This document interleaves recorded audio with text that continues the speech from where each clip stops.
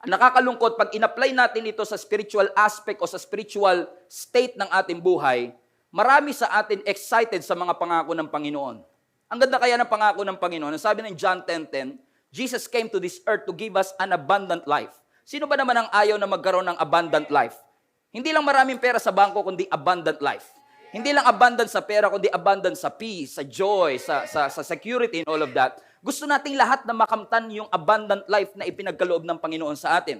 Unfortunately, maraming Christians alam ang blessed life, pero hindi nabubuhay sa blessed life. Familiar tayo dun sa promised land, pero hindi tayo namumuhay sa state of ng promised land na ibinigay ng Panginoon sa atin. Nakakalungkot ito, mga kapatid, sapagkat lalabas na sinungaling ang Diyos kapag hindi natin nararanasan ito. Lalabas na posibleng iniisip ng ibang tao, sinungaling yung Diyos o kaya sinungaling yung pastor na yan. Kasi lagi niyang pinipreach, makakaranas ako ng abundant life, pero hindi ko naman maranasan sa aking buhay. So ang tanong, may problema ba si pastor? Posible.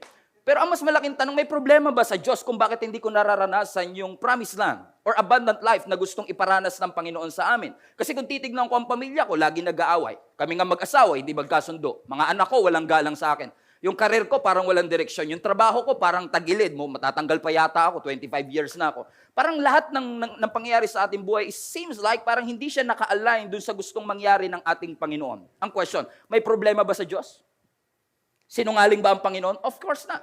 Kapag kinakanta natin, great is our God, naniniwala tayong dakila ang Panginoon at ang greatness ng Diyos ay hindi nakadepende sa iyong ginawa o hindi ginawa.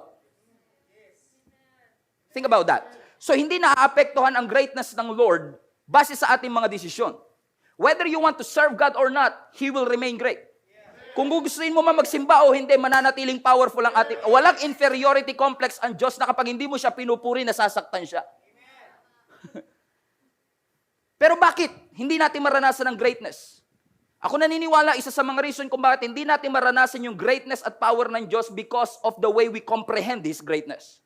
The way we understand His greatness. The way we receive that word na sinasabing God is great. Walang problema sa Diyos, but most likely merong problema sa pagtanggap natin, paniniwala natin, at pag-intindi natin sa greatness ng ating Panginoon.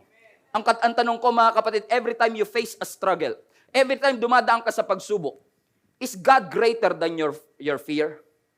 Is God greater than your worries? Ang Diyos ba ay higit na dakila kaysa sa mga pagsubok na ating pinagdadaanan?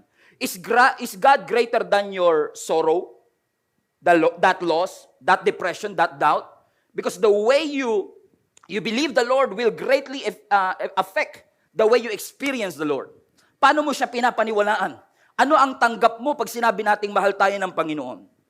Kailangan nating magdesisyong maniwala na kahit na hindi natin nararanasan, naniniwala akong mahal ako ng Panginoon.